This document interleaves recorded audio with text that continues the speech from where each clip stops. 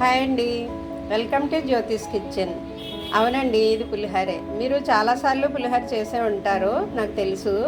అయితే మరి కొంచెం డిఫరెంట్గా, కొంచెం హెల్తీగా, ఆరోగ్యం కూడా ఇంపార్టెంట్ కదండి. కొంచెం హెల్తీగా ఏ విధంగా చేయాలో తయారీ విధానం చూద్దామండి. ఇప్పుడు స్టార్ట్ చేద్దామండి మన హెల్తీ పులిహోర. దానికోసం నేను తీసుకునే ఇంగ్రీడియంట్స్ చూపిస్తున్నాను చూడండి. ఇదేమో క్యారెట్, ఒక క్యారెట్ తీసుకున్నాను. అదైతే స్ప్రింగ్ ఆనియన్, ఉల్లికాడలు, ఉల్లిపాయ కూడా మీడియం సైజ్ ఒకటి తీసుకున్నాను. తర్వాత కరివేపాకు, పచ్చిమిర్చి, ఆ మధ్యలో ఏమో అల్లం ముక్కలు.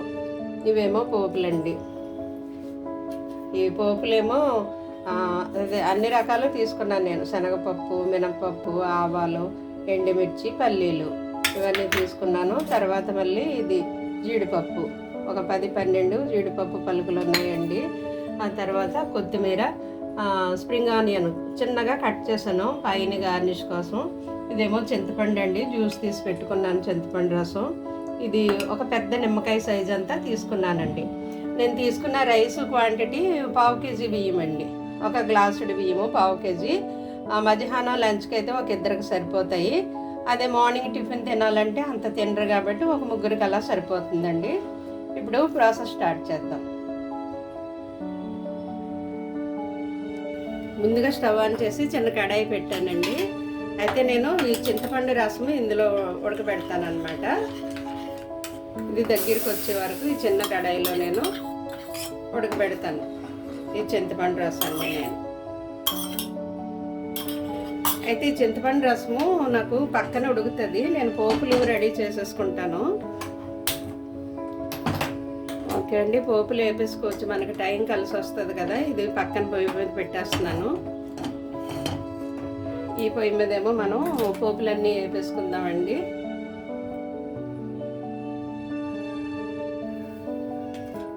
కడాయి పెట్టాను. ఎందుకంటే ఆయిల్ వేస్తున్నాను. ఎక్కువ ఆయిల్ ఏమి వాడను నేను, తెలుసు కదా మీకు. 1.5 స్పూన్ వేసానండి ఆయిల్.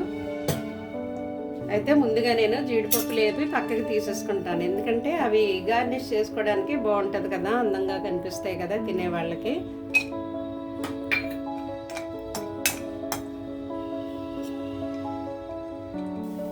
ఇదిగోండి, జీడిపప్పులు వేగిపోయాయి. నేను పక్కకి తీసేస్తున్నాను వీటిని. తర్వాత మిగతా పప్పులు వేసుకుందామండి. ఇదిగో జీడిపప్పులు వేగిపోయాయి, తీసేసాను. మిగతా పల్లీలు, పచ్చిశనగపప్పు, మినప్పప్పు, ఆవాలు అన్నీ వేసానండి. చూసుకోవాలి మనం పోపులు వేపేటప్పుడు. ఏగకపోయినా పచ్చి పచ్చిగా ఉండి బాగోదు. మాడిపోతే మనం ఎంత బాగా చేసినా ఆ మాడు వాసనే అదే టేస్ట్ వస్తుంది, బాగోదు. కాబట్టి చూసుకోవాలన్నమాట.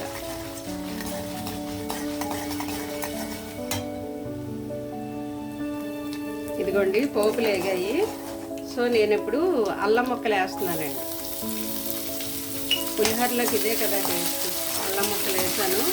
నేను ఇప్పుడు ఎండుమిర్చి కూడా వేస్తాను. అల్లం ముక్కలు కొంచెం వేగాయండి. ఇప్పుడు మిగిలిన కూరగాయలన్నీ యాడ్ చేద్దాము. ఇదిగో పోపులు చూసారా, దోరగా వేగాయి, మాడిపోకూడు వేగాలి. అల్లం ముక్కలు కూడా వేగాయి కదండి. నేను ఇవి క్యారెట్, పచ్చిమిర్చి కూడా వేసేస్తున్నాను. తర్వాత ఆనియన్ కూడా వేస్తున్నానండి. మీరు ఉంటే ఇందులో బీన్స్ కూడా వేసుకోవచ్చండి. నాకు ఇంట్లో బీన్స్ అవైలబిలిటీ లేవు. లేదంటే బీన్స్ చిన్న ముక్కలు తరిగి వేసుకున్నా బాగుంటుందండి. నూనెలో వేగిపోతాయి, బాగుంటుంది. ఎందుకంటే రైస్లో ఎక్కువ కార్బోహైడ్రేట్స్ ఉంటాయి కదండి. అందువల్ల మనం ఇలాగా కూరగాయలు యాడ్ చేసుకుని, అంటే పులిహోర తినాలి, ఆ రుచిని మనం ఆస్వాదించాలి. ఆ టేస్ట్ మనకు కావాలి, అట్ ద సేమ్ టైం హెల్తీగా కూడా చూసుకోవాలి టేస్ట్తో పాటు. అందువల్ల నేను కూరగాయలు యాడ్ చేస్తున్నాను అనమాట, హెల్తీగా తినడం కోసం.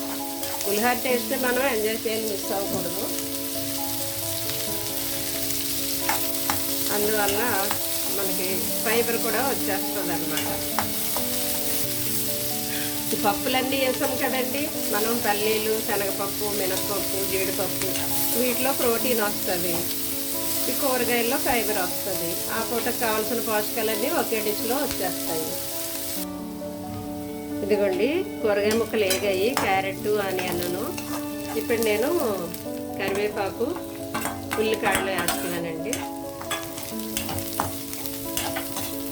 కరివేపాకు పచ్చిది వేస్తేనే పులిహోరలో ఆ ఫ్లేవర్ బాగుంటుందండి. అంటే వేడి అన్నంలో ఆ కరివేపాకు వేసి కప్పేయాలన్నమాట, అప్పుడు ఆ టేస్ట్ బాగుంటుంది.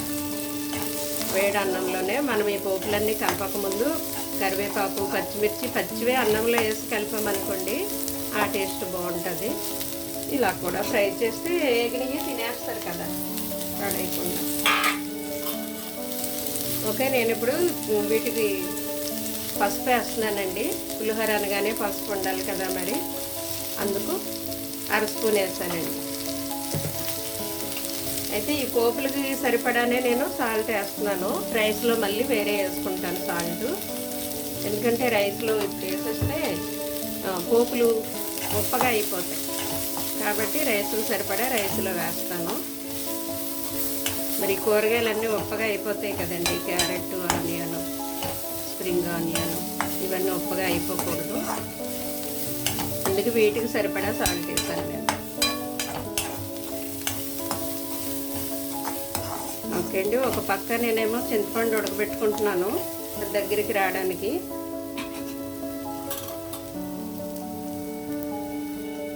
ఇదిగోండి ఏగిపోయాయి మన కూరగాయ ముక్కలు, పప్పులు అన్నీ ఏగిపోయాయి. ఇది తీసి నేను పక్కన పెట్టేసుకుంటాను. ఓకే, ఇది తీసి పక్కన పెట్టేసి నేను ఈ చింతపండుకి ఇక్కడ పెట్టుకుంటున్నానండి. ఈ చింతపండు కొంచెం దగ్గర పడాలి, ఇంకా అయిపోవచ్చింది.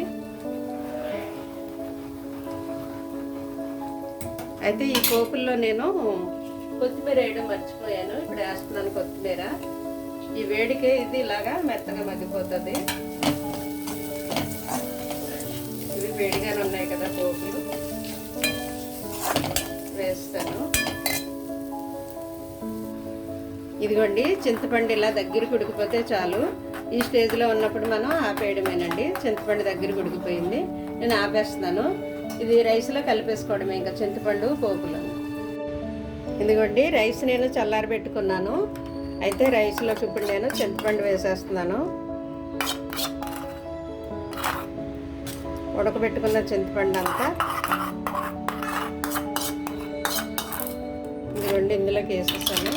అయితే పోపులు కూడా వేసేస్తున్నాను ఇప్పుడు.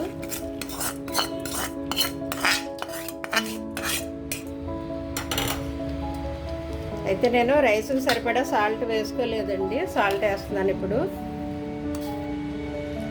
ఇది సరిపోతుంది నాకు, 1/2 కేజీ రైస్ పెట్టాను కదా. ఓకే, ఇప్పుడు దీన్ని మనం కలిపేసుకోవడమేనండి బాగా. ఇదిగో పైన నేను ఇది స్ప్రింగ్ ఆనియన్ వేస్తాను, ఇదే తర్వాత కొత్తిమీర కూడా వేస్తున్నాను. ఇవన్నీ ఇలా కలిపేసుకోవడమేనండి.